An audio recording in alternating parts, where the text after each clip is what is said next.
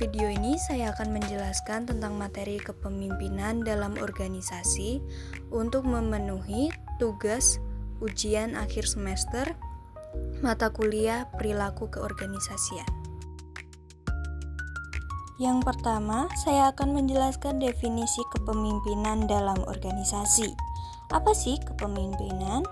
Kepemimpinan adalah kemampuan seorang untuk mempengaruhi, mengarahkan, dan memotivasi anggota organisasi dalam mencapai tujuan bersama. Dalam konteks organisasi, pemimpin tidak hanya memberi perintah, tetapi juga menjadi teladan, penggerak perubahan, dan membentuk budaya kerja. Seorang pemimpin bisnis tidak hanya fokus pada hasil keuntungan, tetapi juga bertanggung jawab atas pengambilan keputusan, membangun visi perusahaan, memotivasi karyawan, dan menciptakan budaya kerja yang positif agar perusahaan berkembang secara berkelanjutan. Kemudian ada teori kepemimpinan. Yang pertama, teori sifat atau trait teori. Pemimpin lahir dengan sifat atau karakter tertentu, seperti percaya diri, kecerdasan, dan karisma. Yang kedua adalah teori perilaku behavioral teori, fokus pada apa yang dilakukan pemimpin, seperti gaya otoriter, demokratis, atau laissez-faire. Yang ketiga, situasional atau situational teori, kepemimpinan yang efektif tergantung pada situasi dan kesiapan bawaan. Lalu yang keempat, teori transformasional. Pemimpin menginspirasi dan mentransformasi anggota tim untuk berkembang dan mencapai hasil luar biasa. Lalu yang terakhir adalah teori transaksional. Adalah hubungan pemimpin sampai bawahan berbasis imbalan dan hukuman. Kemudian ada konsep utama dalam kepemimpinan. Yang pertama, gaya kepemimpinan.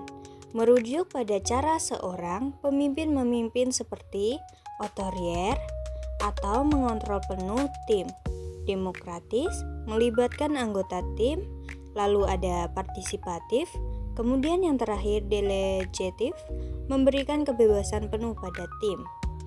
Lalu yang kedua, kecerdasan emosional, kemampuan memahami dan mengelola emosi diri dan orang lain. Yang ketiga, komunikasi efektif, kemampuan menyampaikan ide, mendengar, memberi arahan, dan membangun hubungan yang efektif sangat penting dalam kepemimpinan.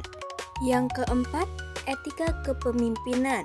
Pemimpin yang dihormati adalah yang menjunjung tinggi kejujuran, integritas, keadilan, dan bertindak sesuai nilai moral. Lalu yang kelima, pengambilan keputusan. Mampu mengambil keputusan strategis secara cepat dan tepat. Dalam materi kepemimpinan dalam organisasi ini, saya mengambil contoh kasus seorang manajer proyek di perusahaan teknologi mengalami penurunan produktivitas tim karena gaya kepemimpinan yang terlalu otoriter dan kurang mendengarkan masukan dari anggota tim. Dalam kasus seperti ini, analisis kasus yang saya buat, yang pertama masalahnya, kepemimpinan otoriter menyebabkan rendahnya motivasi dan kreativitas tim. Lalu yang kedua, analisis teori. Menggunakan teori perilaku dan situasional, manajer seharusnya mengadopsi pendekatan demokrasi untuk mendorong partisipasi tim. Dan yang terakhir, solusinya, manajer mulai melakukan pertemuan terbuka, menerima umpan balik, dan mendelegasikan tugas berdasarkan kekuatan individu. Saya akan membacakan kesimpulan dalam materi ini. Kepemimpinan yang efektif dalam organisasi bergantung pada kemampuan pemimpin, menyesuaikan gaya, membangun komunikasi, dan memahami situasi serta anggotanya. Pemimpin yang baik bukan hanya sekedar mengatur, tapi juga menginspirasi dan memberdayakan tim untuk mencapai tujuan bersama.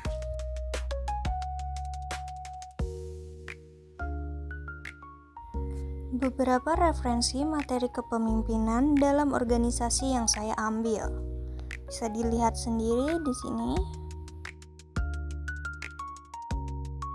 Penjelasan tentang materi kepemimpinan dalam organisasi sudah selesai.